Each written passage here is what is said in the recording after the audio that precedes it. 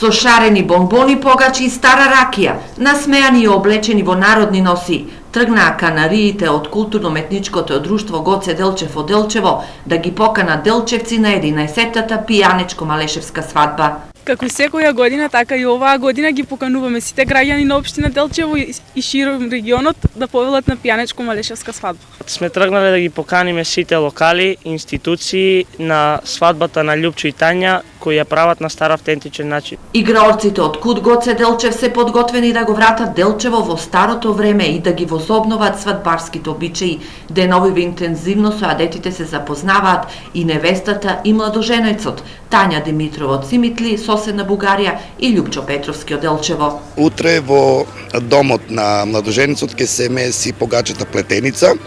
Исто така и кај невестата во домот во Симитли ќе се меси погачата плетеница за кај невестата, кои погачи потоа ќе пристигнат во саботата на трапезата на обредот свадбарски ручек на стар автентичен начин.